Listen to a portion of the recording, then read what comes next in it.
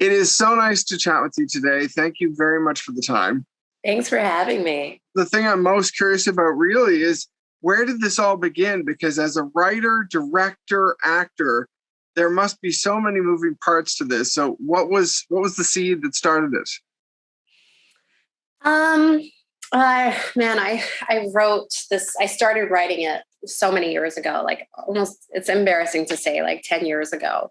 I just wanted to, I love family dramas. I love indie films. And so I just wanted to make my own. And it started out to be a film about four siblings who came together, and what that looked like when the glue of the family is no longer around, when the parents are no longer there.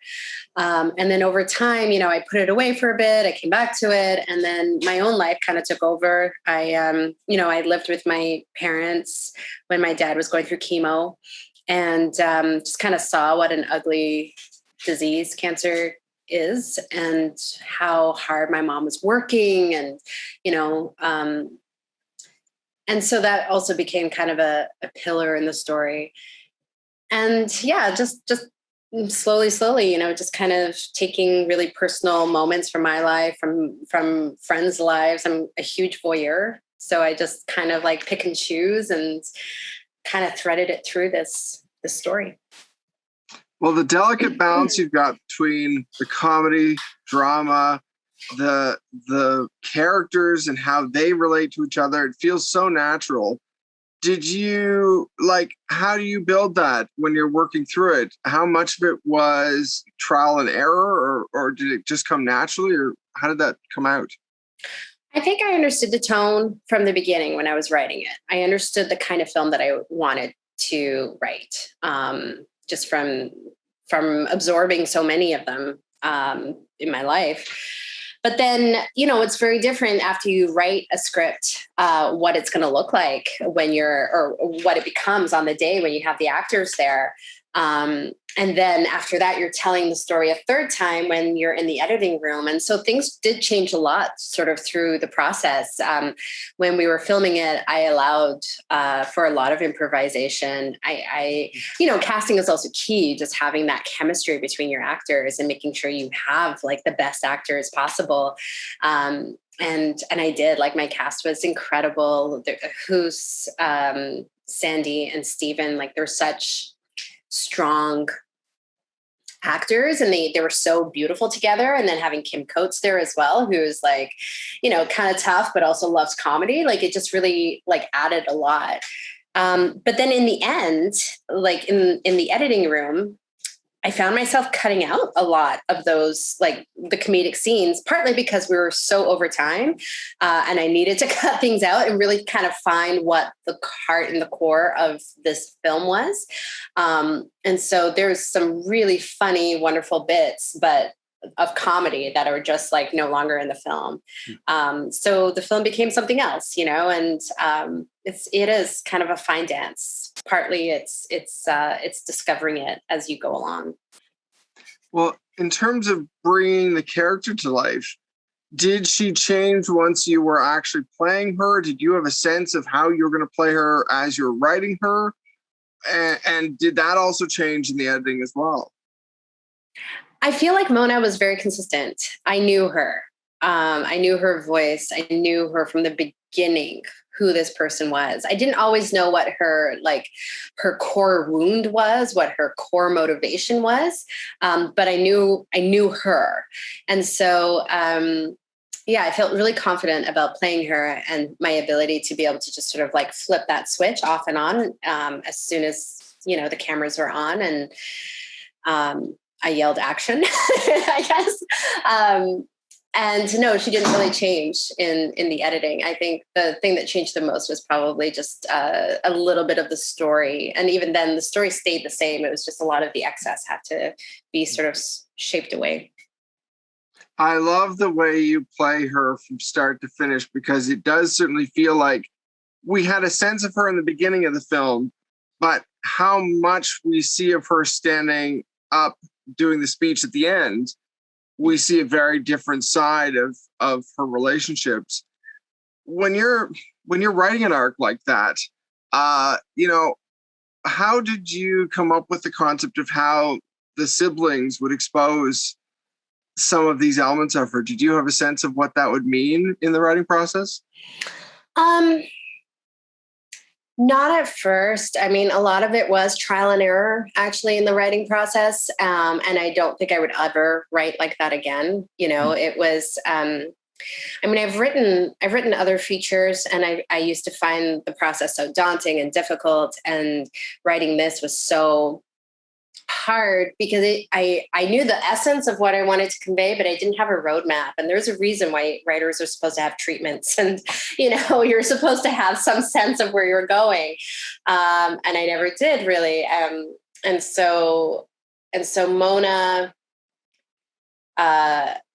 really changed a lot through the different iterations. And it wasn't until I actually ended up working at the Whistler Film Festival Screenwriters Lab and had mentors there, like professional writers that really sort of helped me in this process, that I dug down and I was like, oh, this is her arc. This is what she wants. This is where I want to go with her. But until then, I really didn't. I was a little bit blind in following who she was. And that's amazing to me because it feels so natural the way things wrap around her at the end, that it is amazing to hear your perspective from it then. Yeah, it was a much more messier process, and I think once I got sort of the mentorship that I needed, things went fast and easy because I had the tools. Up until that point, it was just sort of like, these are my feelings and they're on the page, which is never good. Well, as a writer, as a director, and as a star, did you have a favorite scene, or a scene that you really thought compelled you? And is it the same scene, or are there different scenes for each of the hats you're wearing? That's a good question.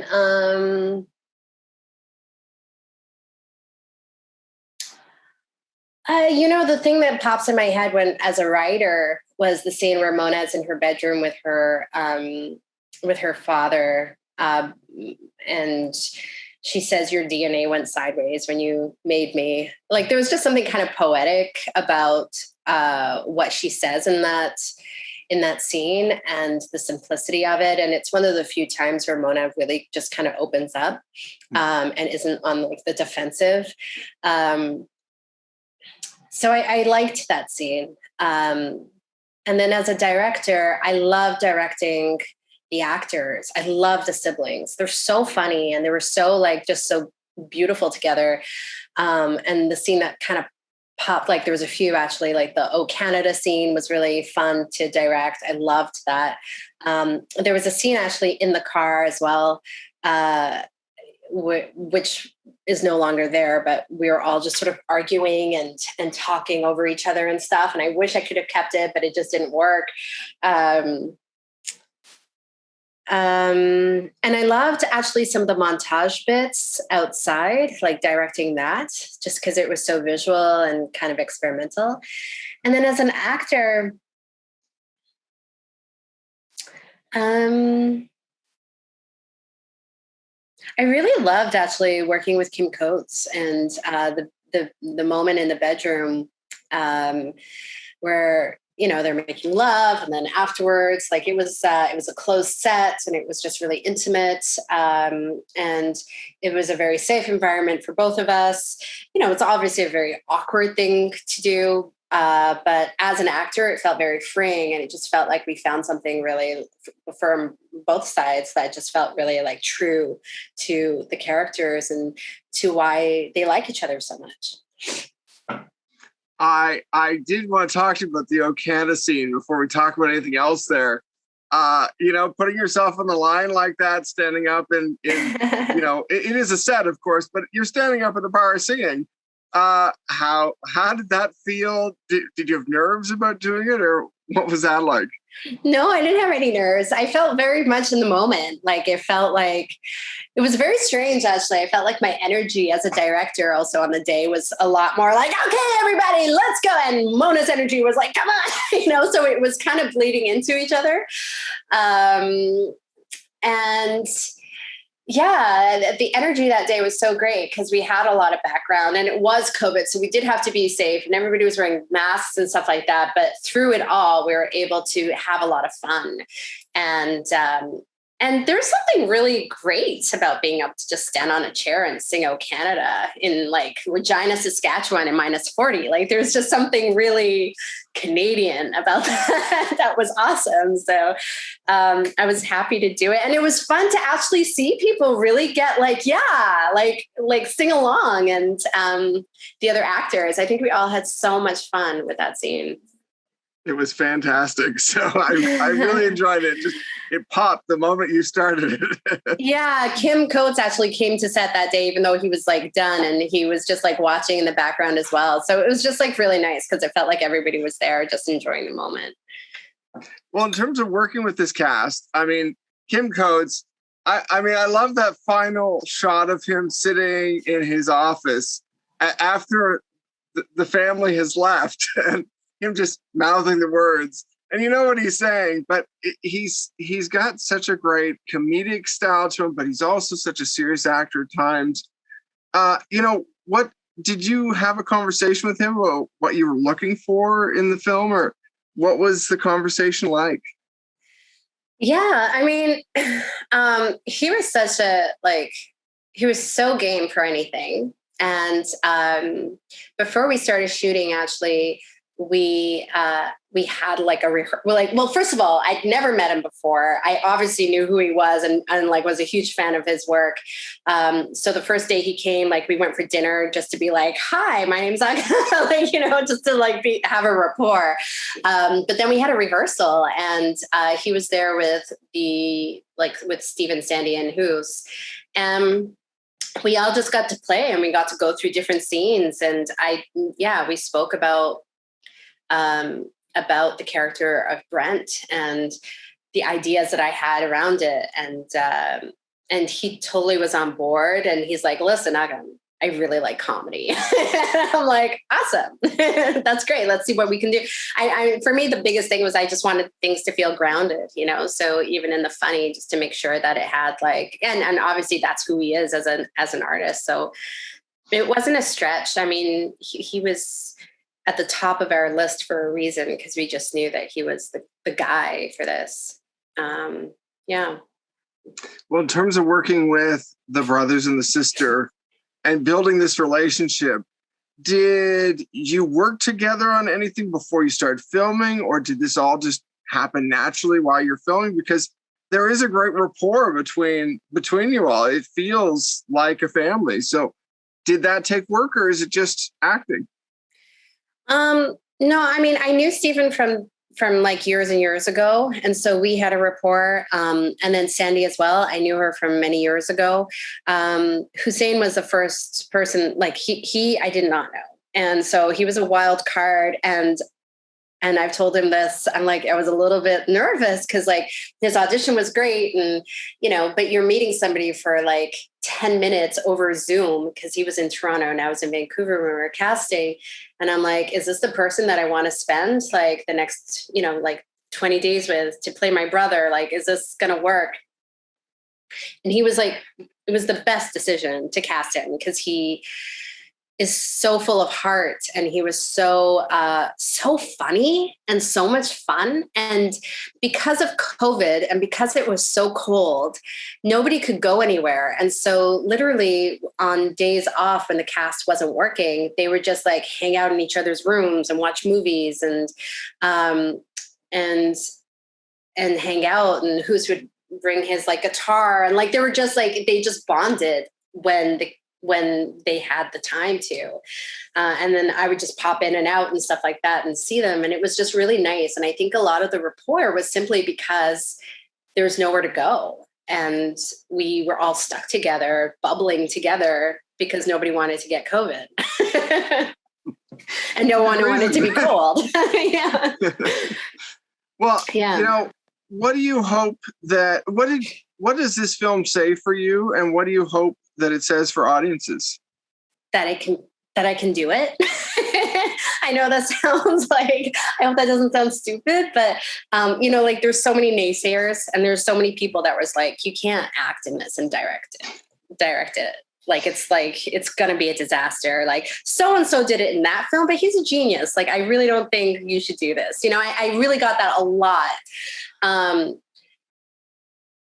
I was really hesitant at first to do it, but I did it, and I'm proud that I did it. And it really just gave me the confidence that I know what I'm doing, and that the 17 years of acting has really given me a great foundation to be a storyteller. So I think for me, it's more of a personal kind of thing, and what I wanted to leave audiences. I mean, the fact is, like, we've never seen a Sikh Punjabi family like this on screen before, and we need to, because they're like a huge part of the Canadian landscape, and they deserve to have a voice. And so I do want people to see this and to know that we are so much more alike, that we are very much connected. I remember once when we did that Oh Canada scene, actually, one of our gaffers, Pete Sweeney, like, he's this big burly Saskatchewan guy. And like, he came up to my producer Anand and was like kind of wiping away a tear. Cause he's like, I felt like that was a moment that I actually had with my brother once after my dad died. And we went to a bar and we sang and things like that. And so it really like hit me. And he was really touched by it. And I think that's what I want, is I want people to be touched by this film and to see the similarities between us. Well, it must be you must feel very, I don't know how to put it, but it must feel very good to have Array coming in and distributing this film with Ava DuVernay kind of, it's like her seal of approval, if you want to take it to that. How do you, that must be a huge thing as a filmmaker who not only wrote this, directed it, started it. What does it feel like? It's pretty surreal.